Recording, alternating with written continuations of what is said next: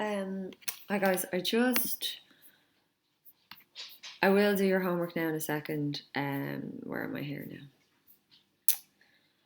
I just want to go back up to these significant figure questions for a second. I've literally just finished looking through some of your homework, and there's definitely a few issues with these questions.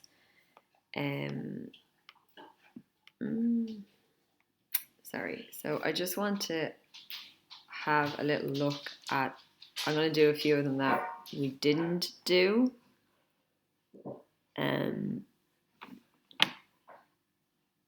Okay, so if we take A is 52.00285.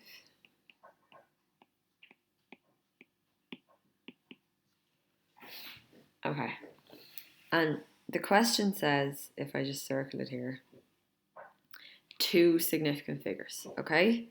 So we count 1, 2, and then we want to stop. So we don't want any significant figures past that line, okay? We're going to look to the next number.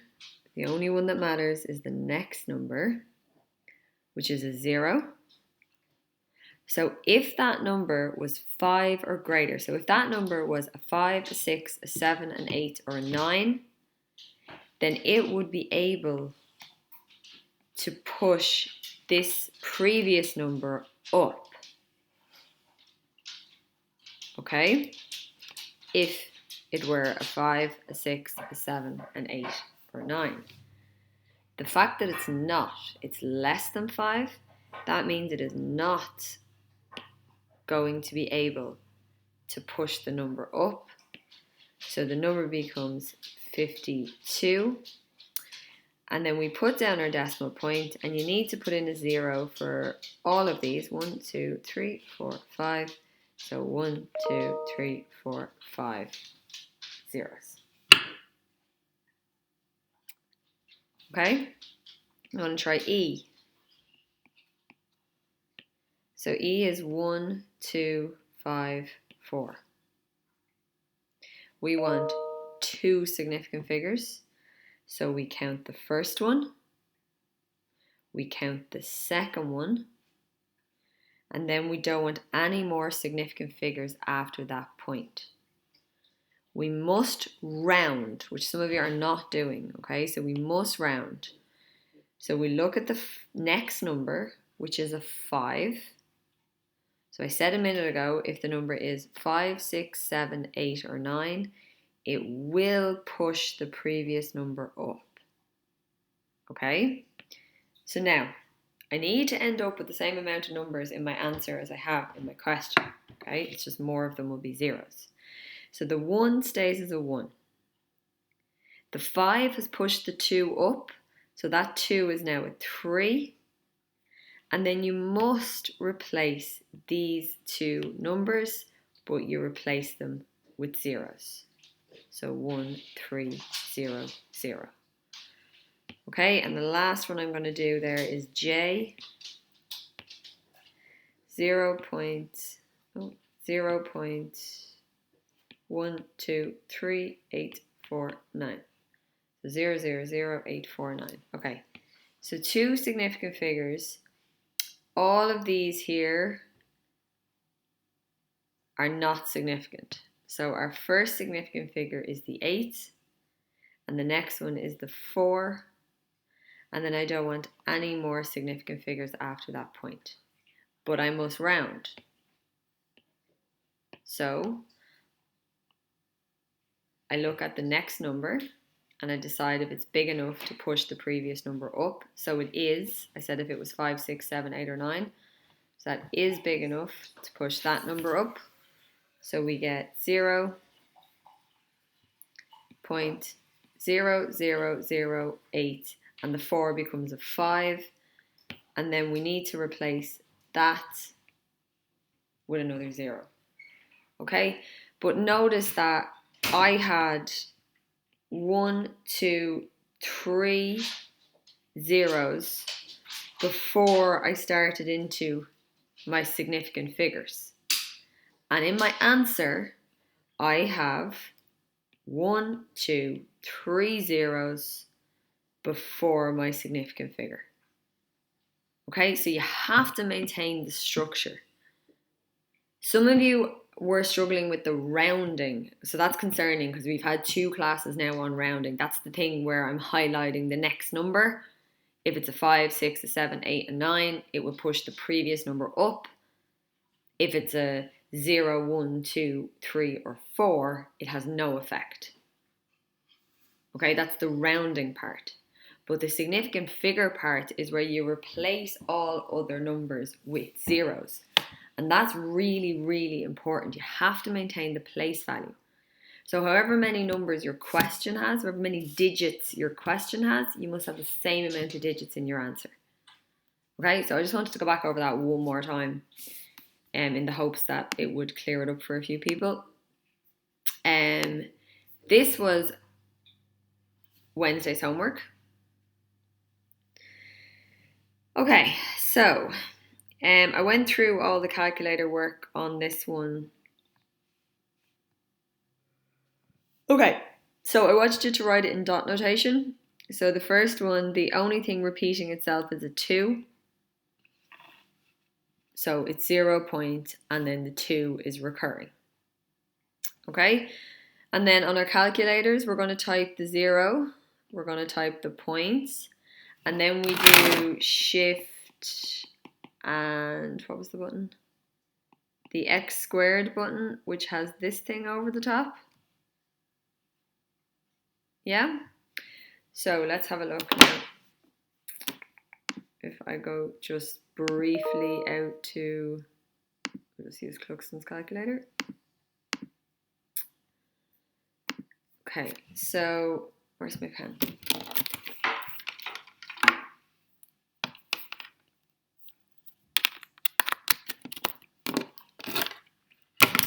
Sorry, now just give me 1 second to tidy this up.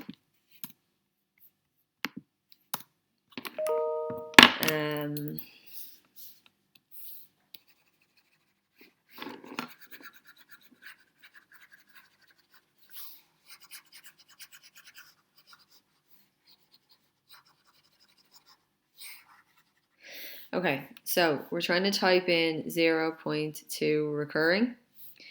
So we do the 0 and we do the point, and you get 0 point. Then you need to do the shift and the x squared, and then that gives you this. And then you're going to hit your 2. So 0 point, shift x squared, and put my 2 in. And when that's done, you're going to come down here and hit equals. And when you do that,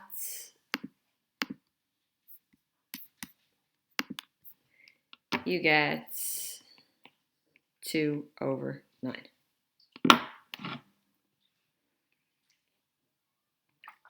Okay, the next one.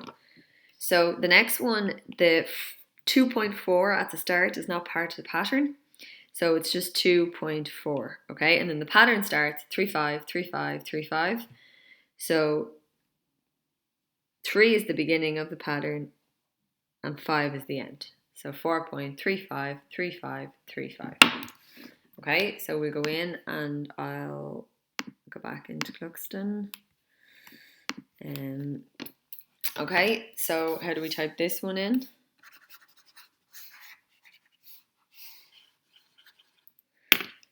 So what are we trying to type in? So it's 0.4 and then a repeating pattern of 3 5s. Okay, so you do the 0. Sorry, it's not 0, it's 2, isn't it? Sorry. 2. Okay, so you do the 2.4. Okay, so you'll have your 2.4 up here. Then you do your shift and your x squared to get the box. And then you put in, straight away, you go 3, 5. Okay, and then what appears up here is 3.5. So that's what I'm looking at now. So you put in the 2.4, then you do your shift and x squared, and then put in 3.5. And that gives you the beginning and the end of the pattern. And then when I press or equals even, I'm getting 2411 over 990. That's the fraction my calculator was giving me. I'm just going to give myself a bit of space for C. Okay, so what's repeating in C? So I have 0 points and then it's 142, 142. Okay, so the repeating pattern on the third one is 142. So 1 is the start of the pattern and 2 is the end. 1, 4, 2. Okay, so we'll go back. Okay.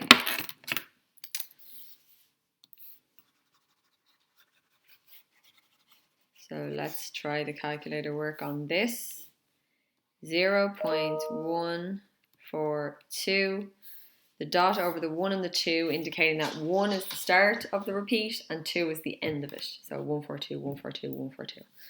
Okay, so we type 0 point, and up here you get 0 point. Now we want to start the recurring, so we go shift and x squared, and we get the box with the dot. Okay, and then you go all together 1, 4, 2. So you type the 1, then you type the 4, then you type the 2. Okay, when you've typed them in, you should be looking at 1 with a dot, 4 with no dot, and 2 with a dot. And you press equals.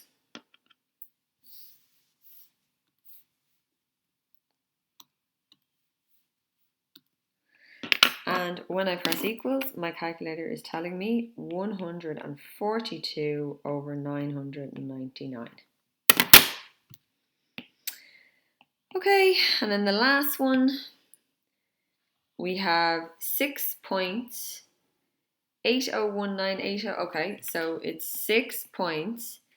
The 8 is the start, 0, 1, and the 9 is the end of the pattern. Okay, so let's go back and do this one on our calculator.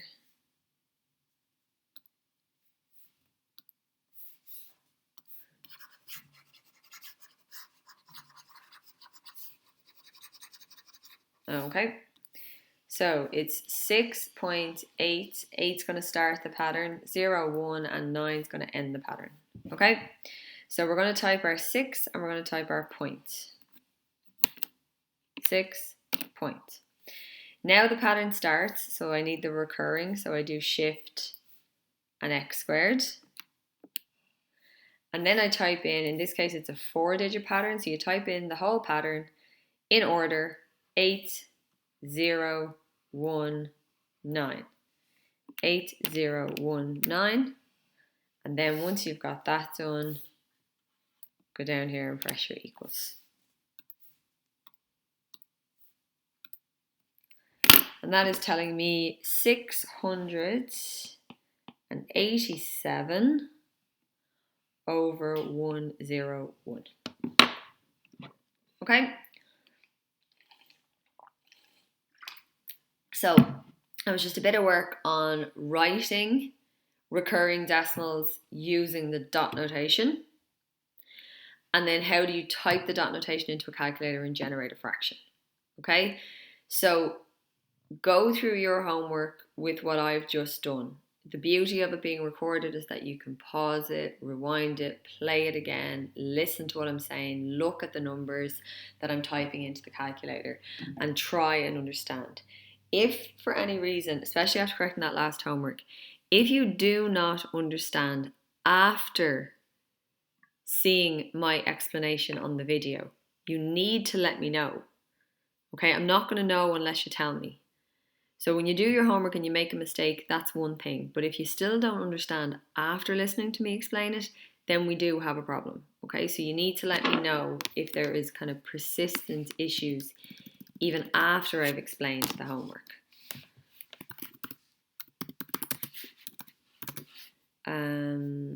So Thursday the 28th. Obviously this will be Friday the 29th for McGrath. Okay. So that is the homework. There it is there, done and dusted. So today we're moving into percentages. Okay, so percentages. The word itself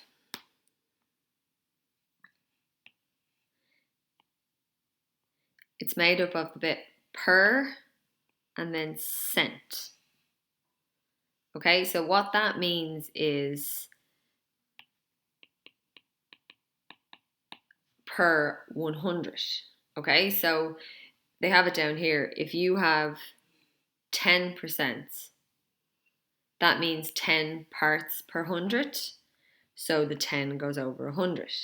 If you have 20 parts or 20%, it's 20 parts per 100. So the 20 goes over 100. And any percentage is the same way. So 62%, for example, is 62 parts per 100. Okay? I think most of you know this, but that's the symbol for percentage. Okay, rather than having to write the word out, there's a symbol for it. But all it means is per 100, which is the same as over 100. So the word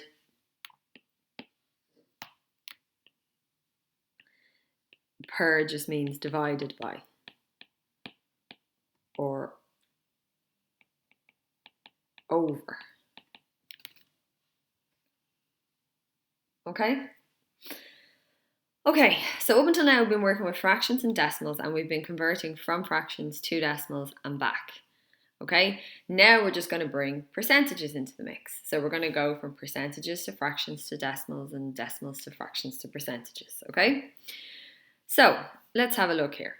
So the very first question there is they want us to write 30% as a fraction. Now I've just told you that the percentage sign there means per 100 or over 100. So you take the 30 and you put it over 100. Now, it does say in its simplest form. Okay, so this is where you go into your calculator. You might not need your calculator, but it doesn't matter if you do. So we go into our calculator. We're going to use our fraction button. We're going to put the 30 on top. And we're going to put the 100 on the bottom.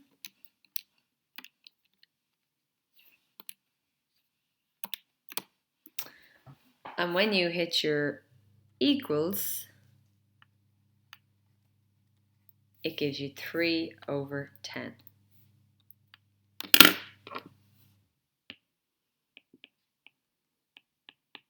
So that is a fraction in its simplest form. Now, to get to a decimal with your calculator, it's a very simple thing. Okay, all we do is we press the SD button. So we're back here. We've got the 3/10. You just press your SD button. And when you press it, and again, you possibly didn't need it there, but when you press it, the fraction changes into a decimal. And it's 0.3. Okay, we move over to this other one. So we want a fraction in its simplest form for 12.5%, okay? So I told you what to do. You take the 12.5, 12.5, and you put it over 100. So that's the fraction, but it's not going to be in its simplest form. So I'm taking my calculator and I'm pressing the fraction button. I'm typing 12.5 on the top and 100 on the bottom. And when you press equals, you get 1/8. That is in its simplest form. And then to get it to turn into a decimal, I'm just going to hit my SD button on the calculator. And when I do that, I get 0.125.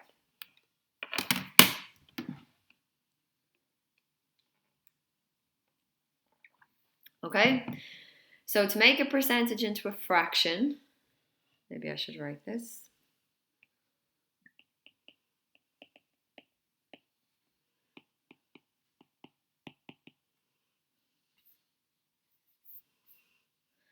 To turn a percentage into a fraction, you simply put it over 100. Yeah? And then if you want to go to a decimal,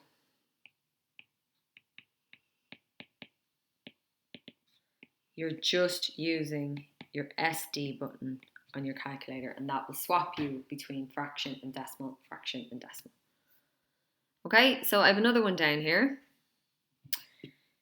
They want us to convert a quarter, first of all, into a decimal and then into a percentage. Okay, now, again, you might not need a calculator to do this, but we will use a calculator. So it's 1/4.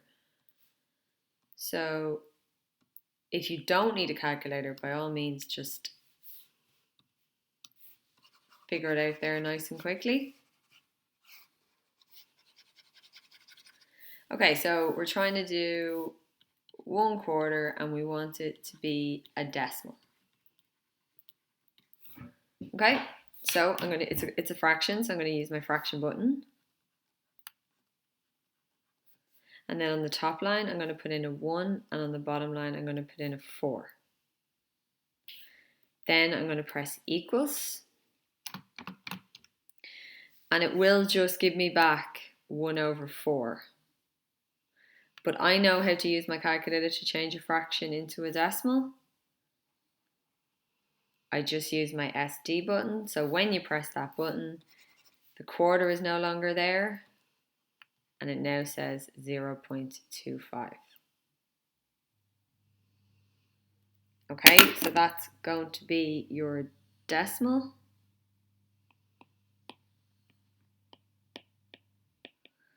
Okay, I'm just going to stay here. The second part of the question asks you to turn it into a percentage. Okay, so to turn a decimal or a fraction, it actually doesn't matter, into a percentage, you need to multiply by 100. Okay, so it doesn't matter whether I leave the calculator with 0.25 or whether I press the SD button and turn it back into a quarter. It makes no difference. Okay, what I'm going to do is I'm going to hit multiplied and then I'm going to type in 100. Okay, and then when you're done with that, press equals and you will get, that's what appears on your calculator, so 25%. Okay, I'm going to go back here now. I have been writing all this down. Okay, so to turn the quarter into a decimal, I typed the quarter into my calculator using my fraction button, put the 1 on the top and the 4 on the bottom. I pressed equals and then I pressed the SD button. And that's how I got the decimal.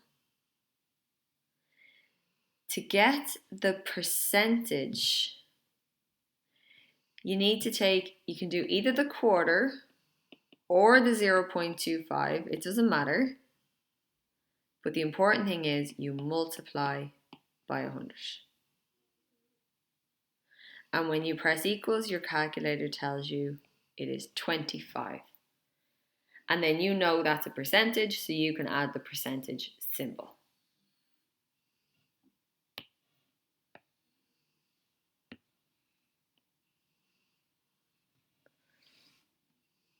Okay?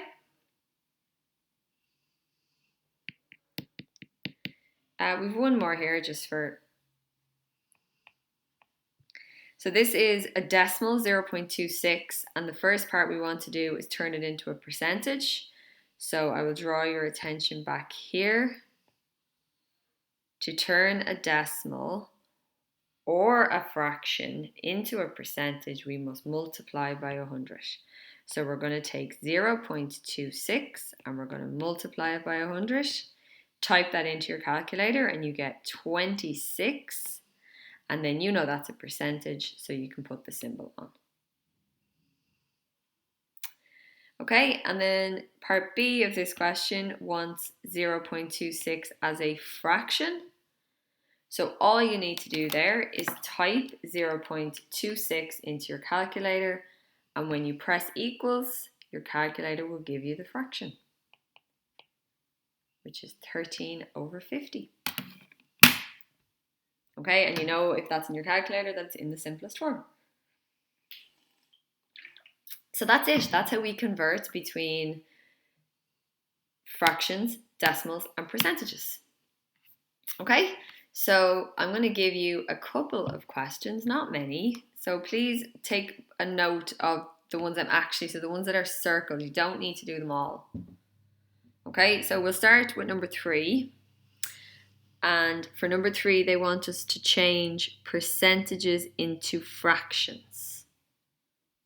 Okay, so all of these need to be converted into fractions. So we'll go with, let's go with A, F, and G. Okay, and then in question 4, we want to change these fractions into percentages. So remember, to change anything into a percentage, a fraction or a decimal, you're going to need to multiply by 100. So let's just do the same. A, F, and G. And then the last one, again, it's into percentages. So it doesn't matter what's been transferred into percentages. Once you're trying to change it into a percentage, you need to multiply by 100, and we will do A, F, and G. Okay, so 9 conversion questions there, please. I'm going to throw this into the journal so we don't forget to do it, because I have a tendency to forget.